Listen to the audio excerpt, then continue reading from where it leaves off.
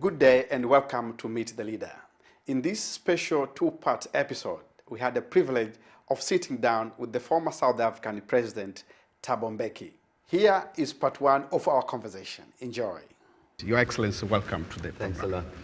There is a wide belief that family background does influence leadership aspirations and dispositions. Your father, Governor Mbeki, was influential in African Congress Party, but also on South Africa Communist Party. In fact, at some point, he was arrested by the apartheid regime. To what extent this childhood background and exposure influenced your leadership aspiration and skills? Well, I don't know about leadership, but of course the fact that we grew up in a political family, that meant that we got exposed to this challenge of having to respond to the apartheid system. There wasn't any sort of direct instruction, but I'm saying growing up in that kind of situation, which among other things, you learn to read a lot because it's that kind of household. So the habit of trying to discover, to find out things, to check what is reality, thinking and all of that, is something that we were brought up with. But I mean, practically in a physical sense, all of us as children did not grow up with the parents. And the reason for it was because they knew that they would get arrested and would have to spend a long time in jail. And so they wanted us to grow up in their absence. So from the age of 9, 10, we left home and stayed with relatives and friends and so on. But I'm saying that I think the basic thing was that we grew up in a family of that kind, which exposes you to, particularly to these things about you have to read, you have got to understand, you've got to analyze, and so on and so on, come to some decisions and act on them. I think that probably would have been the benefit of growing up in a family like that. Your Excellency, you spent about 28 years in exile, attained your university degree in Britain, then you went to Soviet for guerrilla fighting exposure. You were sent by your party then to Lesotho, Zambia, and other countries to mobilize and organize underground operations. These foreign exposures, to what extent they shaped up you were thinking as a leader later on when you assumed the presidency? Well, I would say that the fact of all of these years that we spent in exile, as you were saying, moving around, traveling around, one of the things it did was it exposed us to the African experience. So though we were focused naturally on our own struggle to liberate South Africa, nevertheless, because we are on the continent, you get exposed to what was happening in Tanzania, what's happening in Nigeria, and so on. But I think of great importance in that context, to get exposed to the leaders of the day. For instance, one of the people that we are very fortunate to have to interact with very were young, but being part of delegations and so on, was Mwalimu Julius Nyerere. Sit in meetings, you listen to him, what he says, how he thinks, how he conducts meetings, and then all of that. So I think very, very valuable experience for us in terms of what we would then have to do in South Africa later, because we're exposed to the actual practice of political leadership in independent Africa. Plus, of course, exposed to the fact of this enormous solidarity which was extended to us, to our people. Indeed, Tanzania, Zambia, and so on, these, in a sense, are second homes. So, but I'm saying that one of the central points, of course, would be that you have a fair amount of knowledge about challenges of government, challenges of political leadership on the continent, and so on. But also in terms of the wider world, some familiarity also with how the world works, even from point of view of individual countries. Because you interact with the Swedes, with the Soviet Union, with the United States, with Cuba, with India, and so on. So you get to understand how people think and all that, which helps, again, once you achieve liberation, to say how do we construct our relations with the rest of the world. That kind of exposure was important. Plus, as I was saying, this exposure to this very intense, passionate feeling throughout the continent among ordinary people, not just governments. South Africa must be free. This is our problem.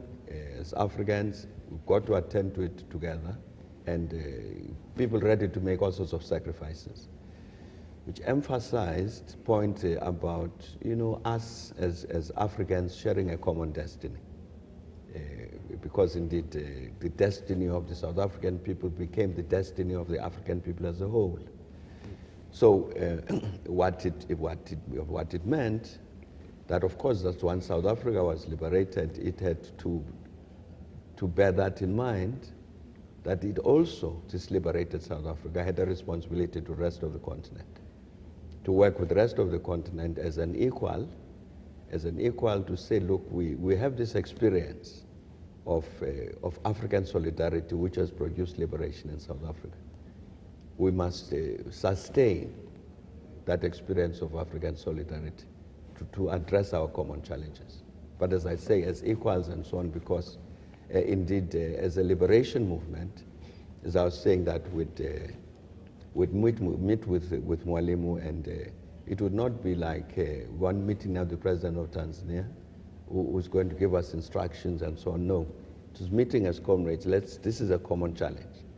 What do we do? How do we address it together? So I'm saying that becomes a very important part of how we have to think as a liberated South Africa relative to the rest of our continent. In 1999, you became the second post-apartheid president. At that time, when you assumed the mantle of the presidency, did you have a specific vision of where you wanted to take the country to? Well, I think in our case, you see, we're very fortunate in that, let me say, before 94, before we took over as government, as the ANC, we had sat down and said, liberation is coming. What are we going to do with that liberation? What is it that we're going to do? And we're quite confident that once you held democratic elections, the ANC would be elected. So we had to answer the question that once we come into positions of power, what do we do? So we worked on all sorts of policies. In the end, that was, it became a document which was called the Reconstruction and Development Program, which was a comprehensive program indeed for the reconstruction and development of South Africa. So I mean, when I come into the position of president in 1999, that's a framework on which we're working. So it wasn't a matter of any personal vision. We had this commonly agreed program which had to do with economic transformation, social transformation, and building up of democratic state institutions, seeing what we do about the security sector, what we do about international relations, all of those things. So this is what was guiding us. I would say that fundamentally, you know that by the time we come into government, we'd had 3.5 centuries of colonialism, apartheid and all that. This is 3.5 centuries, so you can imagine the impact that had on South African society. So you inherit a country which has got that 3.5-century history of white minority domination, which has produced particular consequences. So at the center of that reconstruction and development program is the notion that what we've got to do is to eradicate this legacy of colonialism and apartheid in all respects. So that really basically is the vision. What is it that we do in education, in the economy, in everything to eradicate that legacy? And that really was at the center, and it remains. It remains a challenge in South Africa to this day. You think that framework of a strategic vision that you wanted to take was well understood by leaders and general population? I think so, yes. I think so. It was well articulated. There had been very, very extensive discussion about it, not only just within the ANC, but even on the broader, with a broader engagement in this. And I think because it was so closely related to the reality of South Africa, it's not difficult to understand.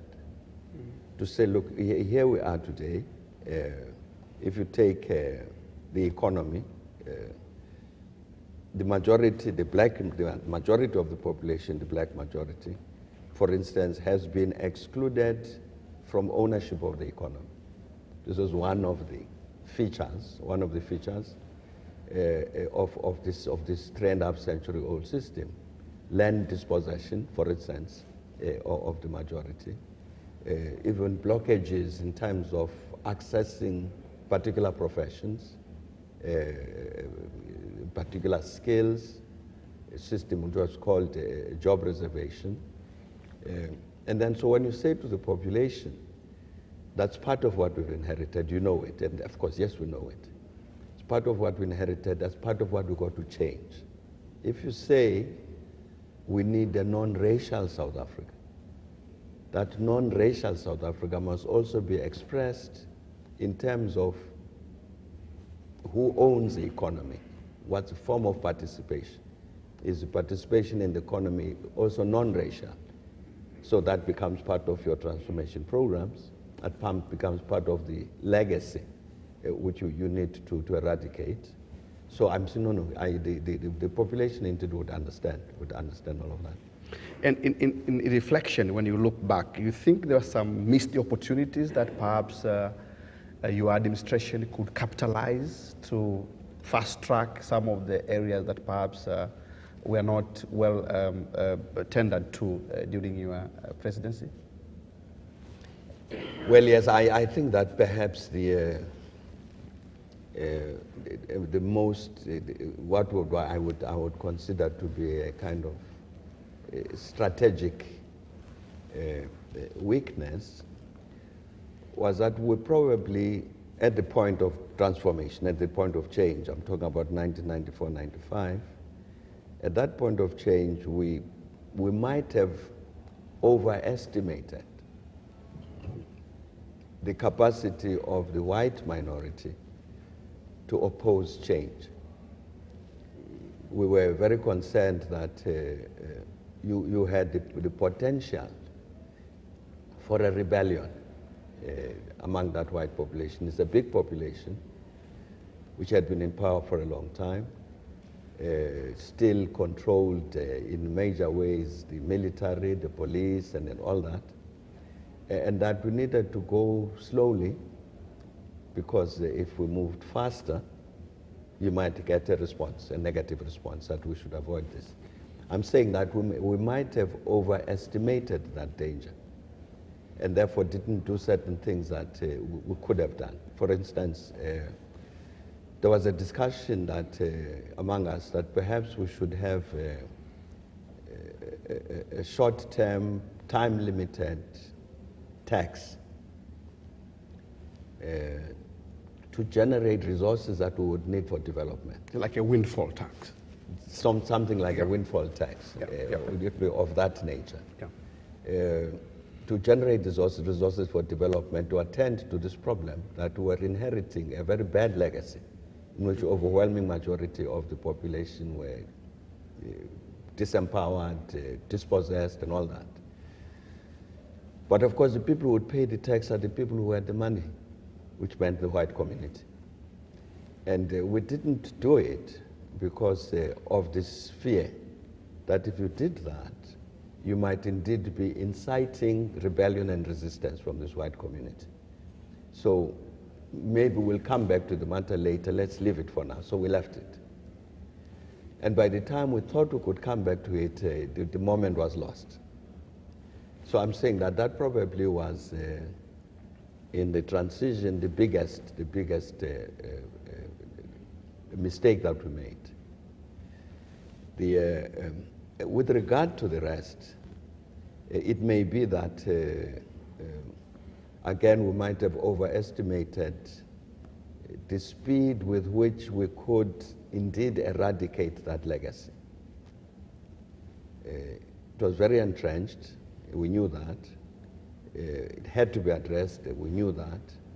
But maybe we might have thought that we could move faster in terms of doing that than was actually possible.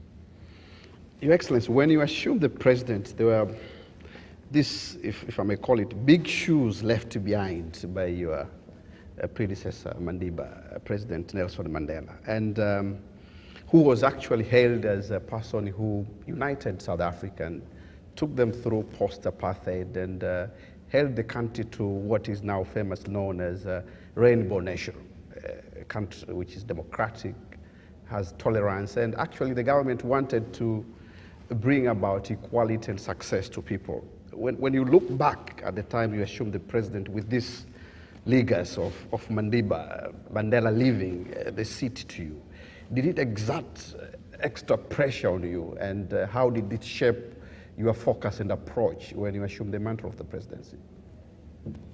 Well,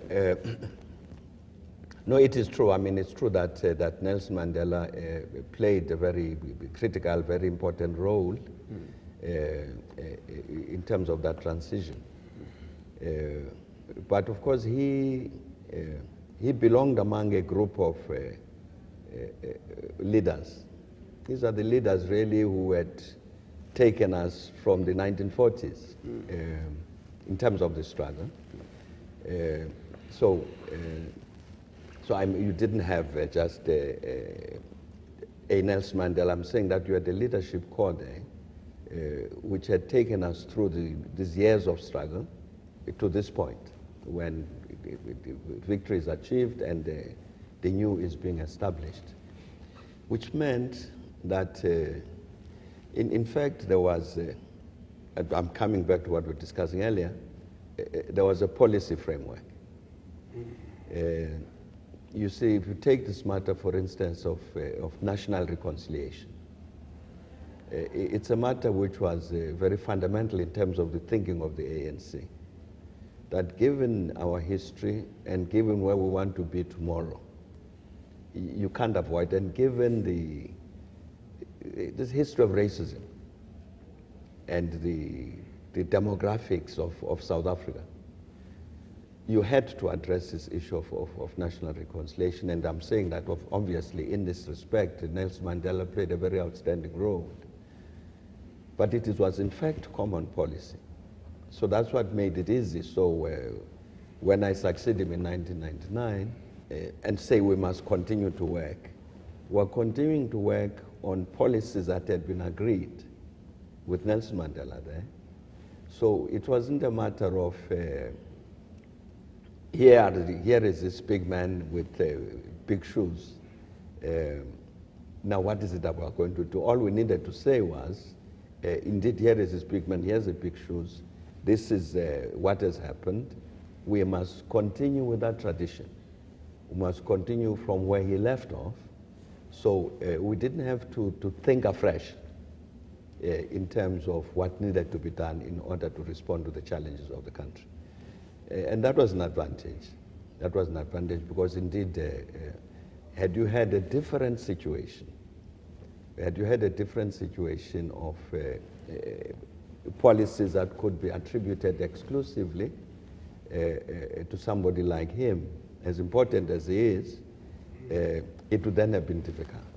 But I'm saying that we indeed had to inherit policies that were existing, and really all we needed to do was to make sure that we continue in terms of the implementation of those policies.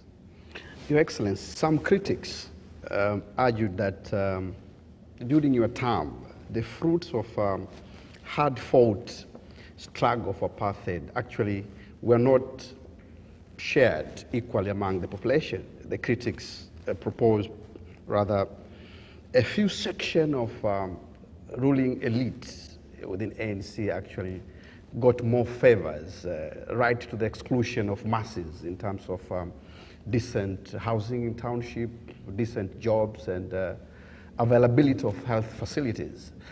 Were there some expectation management, perhaps, that they did not see, that perhaps you were trying to manage at that time, and you may want to share with us as a leadership lessons? No, I think the a criticism of that kind would be wrong. There's nobody who could produce any factual evidence to sustain it, because the reality was different. You see, for instance, you mentioned the housing issue. Here is a problem, and here is a history of it, of African people, particularly in the urban areas, because of previous policies which essentially sought to say that the Africans are temporary visitors in the urban areas. So you have an enormous housing backlog which developed. So we said we've got to address this matter, and indeed went very vigorously at it in terms of addressing that housing shortage just for the ordinary African people. A very big housing program which continues. Or take access to clean water, which is fundamental to health.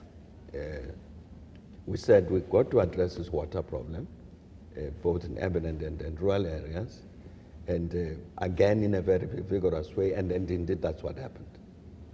So I'm saying that many interventions of this kind, one of the challenges that we faced was you had to do something to build a social security net, because the levels of poverty are too high. So you got to do something to uplift people so that they don't drop below a certain level of poverty. So we instituted a very extensive system of social benefits, which today probably reaches, I don't know, 13, 14 million people who are dependent on public finances for pensions and grants of one kind or the other.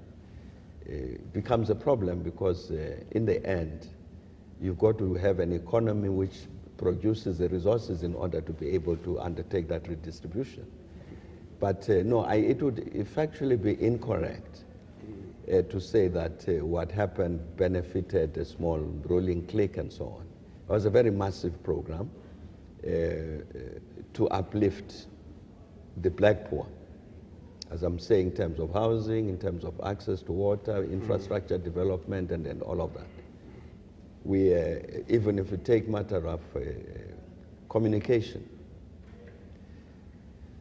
there was a state company, telecommunications company, government-owned, but people needed telephones, not a ruling clique, ordinary people. And it was clear that, for instance, from terms of the national budget, we would not have money in order to expand that telecommunications network so that indeed ordinary people then can have access to telephones. And so what we did, we then sold part of the company to foreign investors, who then brought in the resources, and one of the conditions that we put to that acquisition was that they would have to make sure that the telephone lines in the rural areas that schools and hospitals and clinics and so on, particularly in the rural areas, had this thing and so on, in order to meet this need among the people. Of course, it was later overtaken by the development of cell phones. But the real problem is, again, to go back to what I was saying earlier, was the entrenchment of this legacy of this 3.5 years, 3.5 centuries of this colonialism and apartheid. So there may indeed have been an expectation that we could move faster with regard to the resolution of these matters. Take the issue of unemployment. It remains a major problem to this day. And part of the problem with it is level of skills. Again, because during the apartheid years, as I was saying earlier, you had a deliberate policy, in fact, to under-educate the African majority. So as the economy changes, so it's okay, well, not okay, but during an earlier period, when you had a lot of labor-intensive things, sure, then people could find jobs. When you go and construct a road, you find people with picks and shovels and so on. But things change. You got modern ways of building roads and so on. Now you need a skilled person who's going to be able to drive this roller and whatever equipment that you use for road building. But the people don't have skills because they were denied the skills. So what have you got to do? You've got to make sure that you improve the skills level in the society to produce the sorts of skills that are required by the economy. It took longer than we thought it would. So, and it persists to this day. So that there's a high level of unemployment, and a critical answer to that question is to make these people employable. And to make them employable means training. Capacity building. It means capacity building. Otherwise, they are there, the human resource is there, but it's not qualified in terms of what is required by economy and society. So I'm saying that, you see, maybe there was then an expectation that we would move faster with regard to dealing with that issue of unemployment. But in fact, we haven't moved as fast as that expectation would have been. But it would be incorrect to say that because of that, it was because we were busy ensuring that only a small ruling clique gets the benefits of liberation. That would not be correct. Thank you for watching part 1 of our conversation with President Thabo Mbeki. Please tune in for our next episode, where President Mbeki further highlight challenges that African leader experiences today. On behalf of UONGOZI Institute, thank you for watching and have a good evening.